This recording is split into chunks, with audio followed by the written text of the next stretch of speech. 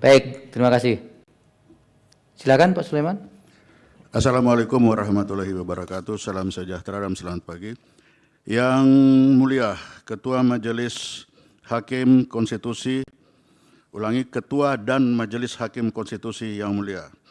Yang mulia Ketua dan Majelis Hakim Mahkamah Konstitusi Republik Indonesia, izinkanlah saya Laksamana Muda TNI Purnawirawan Sulaiman B. Ponto, ST SHMH, selaku ahli menyampaikan penjelasan baik lisan maupun tertulis yang merupakan satu kesatuan yang utuh dan tidak terpisahkan atas permohonan uji materi pasal akuo Undang-Undang Nomor 2 Tahun 2022 tentang Kepolisian Negara Republik Indonesia yang dimohonkan oleh Samsul Jahidin SIKOM SH dan Christian Adrianus Sihite. Untuk menyampaikan ini saya menggunakan lagi PowerPoint. Mau ditampilkan? Ya, silakan dibantu.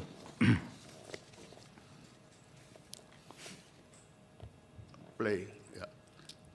Jadi keterangan ahli tentang pengujian frasa pasal 28 ayat 3 Undang-Undang Nomor 2 tentang Kepolisian Negara Republik Indonesia. Lanjut.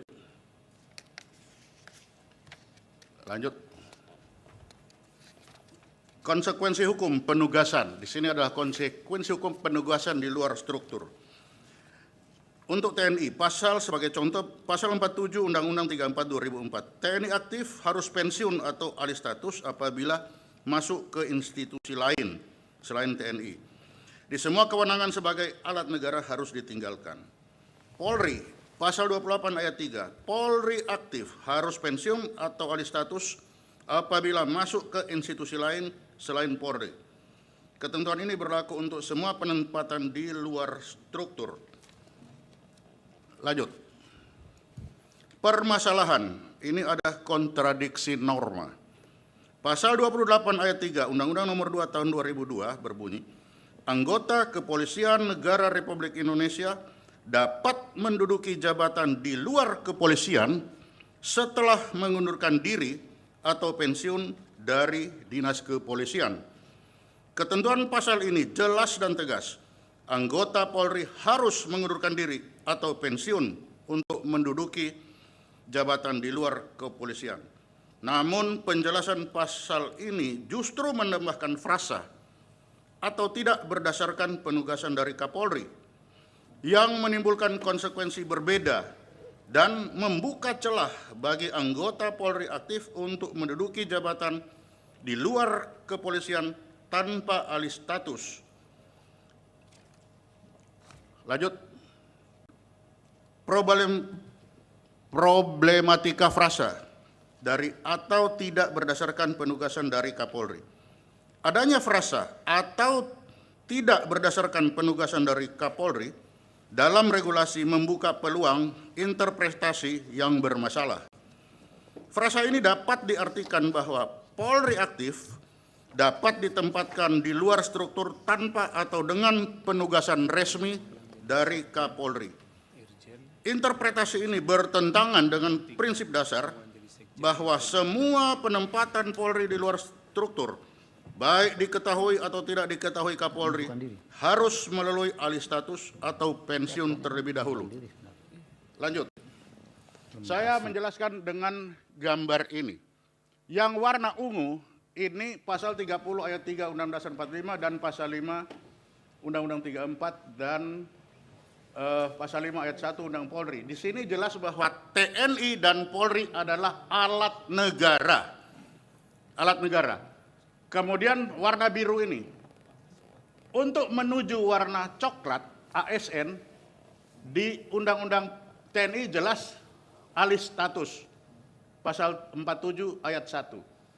Polri juga sama. Untuk menuju ASN di luar Polri, warna coklat ini, di sini pasal 28 ayat 3 bahwa Polri aktif harus alih status. Yang jadi masalah ada penjelasan. Penjelasan ini di sini tentang atau tidak berdasarkan penugasan Kapolri. Disinilah yang membuka celah Polri aktif bisa masuk ke ASN.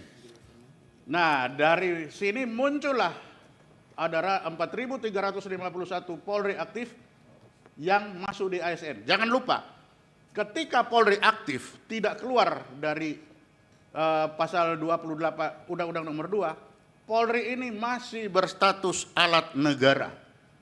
Jadi ketika Polri masuk di ASN masih berstatus alat negara. Maksud dari alih status ini masuk ASN ini adalah menanggalkan status alat negara menjadi bukan alat negara. Sehingga dari sini kita sudah melihat ada dua yang bertentangan. Polri aktif yang ada di lembaga kementerian dan yang Polri tidak aktif di lembaga kementerian. Ini yang menjadi masalah, pelanggaran terhadap negara hukum, ada ketidakpastian hukum. Di sini kita bisa melihat bahwa penjelasan membuat norma baru sehingga Polri aktif bisa menempati. Sehingga putusan MK nomor 27 PUU nomor 5 2007 tentang larangan penjelasan membuat norma baru ini dilanggar. Saya bandingkan dengan TNI. TNI ada juga 10 lembaga kepartemen. Tetapi di sini ada undang-undang yang mengatur. Pasal 47 ayat 2 ini mengatur bahwa TNI aktif boleh menempati 10 lembaga kementerian yang di bawah ini. Jadi ini perbedaannya, kalau ini yang biru ini semua undang-undang, tetapi Polri aktif keluar itu masuk berdasarkan penjelasan. Sehingga seakan-akan penjelasan ini membuat norma baru. Dari norma di sini dia harus meletakkan status sebagai alat negara. Tapi status ini tidak diletakkan sampai ke sini. Dengan adanya status alat negara yang masih menempel di sini dan dia sudah tunduk kepada undang-undang ASN, maka di sini tidak ada lagi kenetralan. Polri yang ada di ASN dengan Polri yang masih ada di struktur ini dua hal yang berbeda. Yang satu tunduk kepada undang-undang Polri di bawah undang-undang dasar, sedangkan di sini sudah tunduk kepada undang-undang ASN. Lanjut. Ini lebih jelas. Alih status yang seharusnya begini, undang-undang mengatur begini. Ini TNI dan Polri sama persis. Karena dua-duanya diatur oleh undang-undang dasar. Lanjut. Nah, yang terjadi seperti ini. Tentara masih seperti begini. Polri ini tidak melaksanakan alih status. Di bawahnya kosong. Tetapi tetap masuk di ASN lewat celah yang ada di penjelasan. Jadi penjelasan ini seharusnya abu-abu ini penjelasan yang coklat, tapi kenyataannya ini langsung dieksekusi. Jadi Polri sebagai alat negara saat ini berada di dalam ASN. Lanjut. Kita lihat perbandingan alih status antara TNI dan Polri di luar struktur. Lanjut. Konsistensi era Presiden SBY. Di dalam era SBY, alih status ini sangat-sangat ketat. Sampai AHY, anak dari beliau, diwajibkan mengundurkan diri dari TNI sebelum mencalonkan diri menjadi gubernur DKI.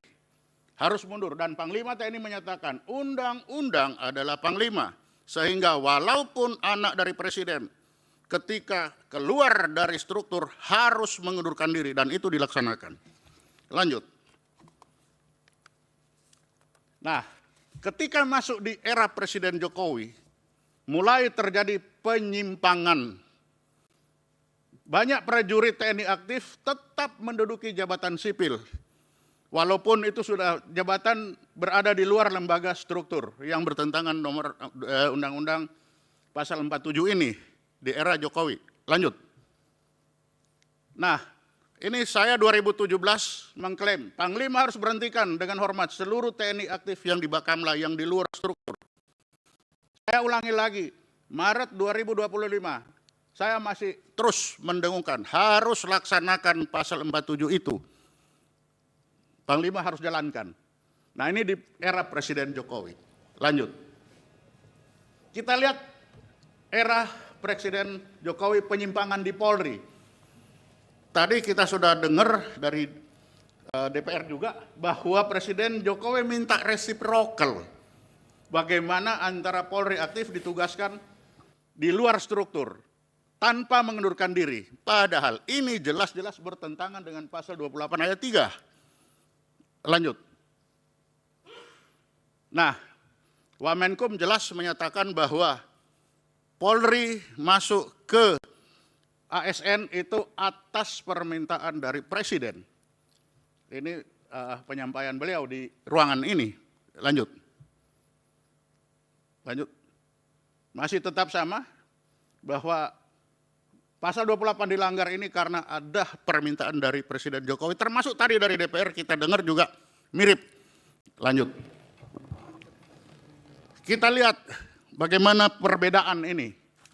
Mulai tahun 2023, 2024 sampai 2025, ini ada tren kenaikan penugasan. 2023 3.424,